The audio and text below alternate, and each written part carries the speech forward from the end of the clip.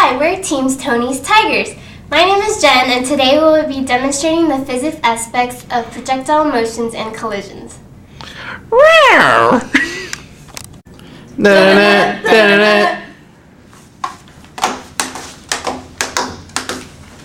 Hi, this is Physics Center. I'm Kimmy. This is Aaron Cruz, and he's the star quarterback for the Nebraska Cornhuskers. He's actually here today for our special quarterback analysis, and we're gonna actually break down his throwing technique and show you guys how he does it. So Aaron, who do you admire now in the NFL? It most definitely have to be Ocho Cinco. Really? Who's Ocho Cinco, for people who don't know? He's like the bombest wide receiver, dude. What team does he play for? The Cincinnati Bengals. Oh, okay. So what else do you admire him for? Like, what does he do? He's very fast. And that's a quality I like in a man. Yeah, me too. So I had a chance to go out with Aaron and throw a few passes to go over his technique, and here are a few clips.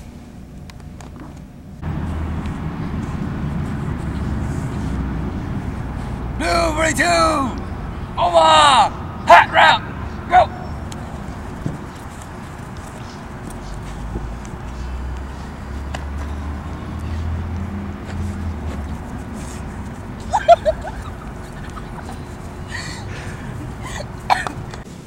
So that was a pretty fun day. It really was. Yeah, so to go more in depth into Aaron's throwing techniques, we're going to go to Sarah, our projectile motion specialist, to analyze his throwing technique.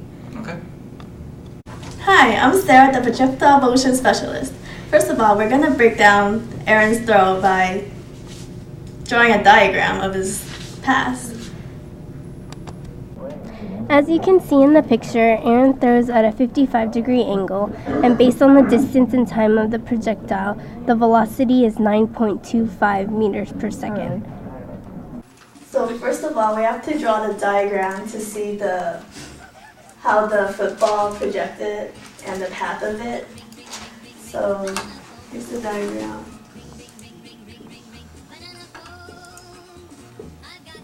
This is you and this is your friend.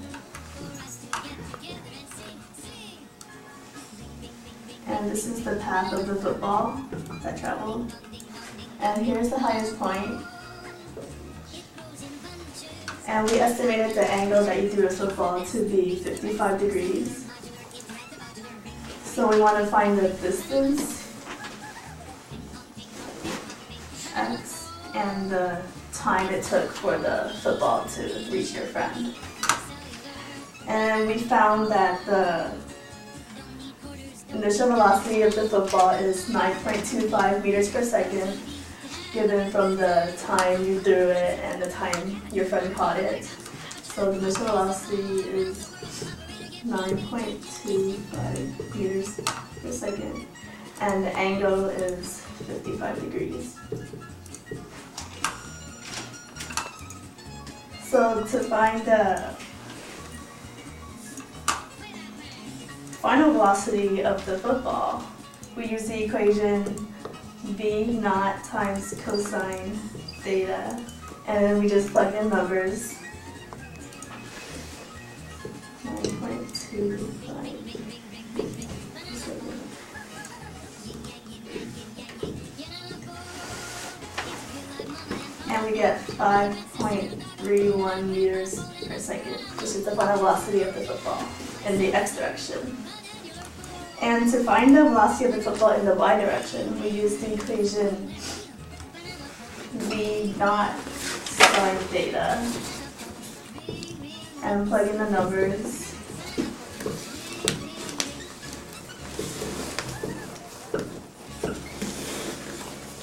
And we get 7.58 meters per second.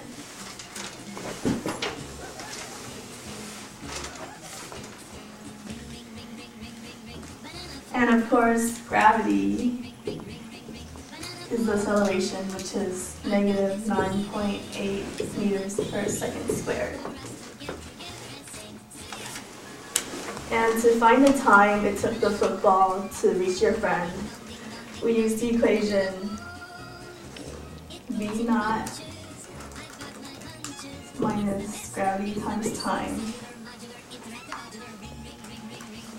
which equals to the initial velocity over gravity, and then we plug in the numbers that we got from the previous part, and we get 7.58 meters per second divided by 9.8 meters per second squared, and we get 0.77 seconds for when the football reached the highest point. So we have to find the total time it took the football to reach your friend, so we have to double this time. Why do you have to double the time? Because we're trying to find the total time it takes from when you release the football to when your friend caught it. And at the highest point, halfway, that's how long it took the football. Oh, so it's just halfway point. Okay. Yeah.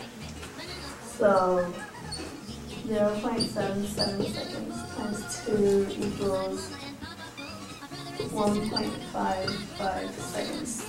The total time the football was in the air. See. Thank you, Sarah, for that wonderful and beautiful explanation. And later, we're going to go to Carlos, our collision specialist, after these messages. Come on, son! Go! Up! Down! Up! Come on, son! Down!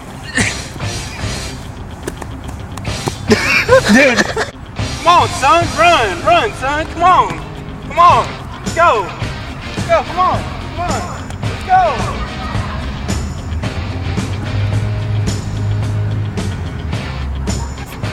Come on, son, it's just one. Come on, one.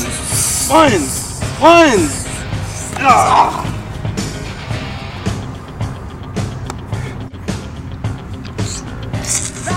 That's one. Ah.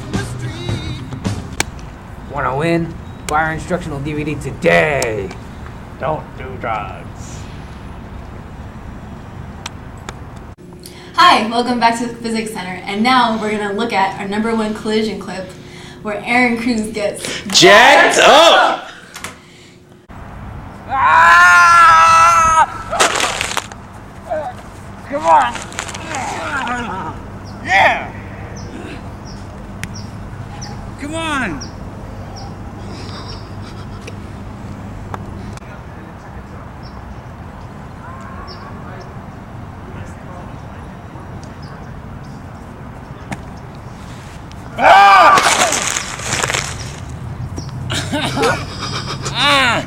Too hard.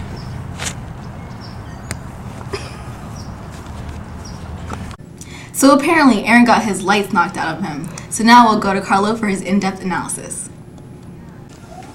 Okay, so here's the inelastic collision between Pat and Aaron. Here's the diagram.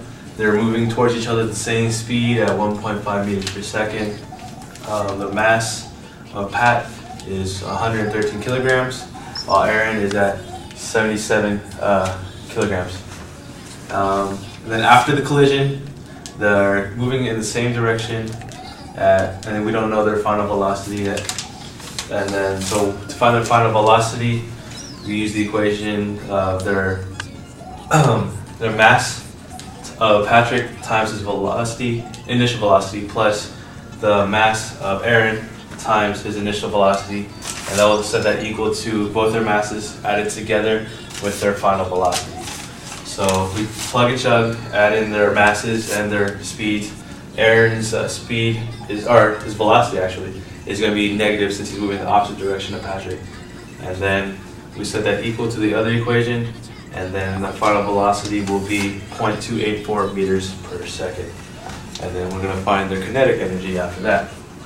So the kinetic energy for Pat, what we're going to do is take half his mass times his initial velocity squared, and then we're going to just plug and chug. We already know his mass along with his velocity, and then his kinetic energy is going to be 127.125 joules. And then we use the same equation for Aaron, except the same as before. His velocity is going to be negative since he's moving in the opposite direction. And then we plug in chug, and we're going to get 86.625 joules. And then the total kinetic energy of both of them put together is, we're going to use the equation, half times the total of their masses times their final velocity squared. And then you plug in chug with their masses times the velocity squared, and you get 7.66 joules. Moving along to their elastic collision. Before the collision, they're moving towards each other at the same speed again, 1.5 meters per second. So their masses stay the same as before. And then after collision, they do not stick together. They move, they repel off each other pretty much. And that's their elastic collision. And then the conservation of momentum. What you're going to do is you take their mass times their initial velocity of Patrick plus the mass times the initial velocity of Aaron. You add those two together and you set those equal to the mass and velocity of Pat plus their final velocity and stuff, and the same with Aaron. And then you just plug and chug again, and then final answer for the conservation of momentum is 95 meters per second. And that's it. Well, Carlos, that was great, and thanks for that explanation. So that was a lot of information, wasn't it? Sure was. Yeah, so how was your experience here at Physics Center? It was really great. It helped me realize why I'm not a defensive back and why I'm a great quarterback. It helped me realize that how to use my angles to get to that open receiver and what other kinds of variables I can use. So it was really great. Thanks a lot. And that's all we have for today at Physics Center. And come back next week, we'll have Manny Pacquiao and we'll go over his momentous haymakers.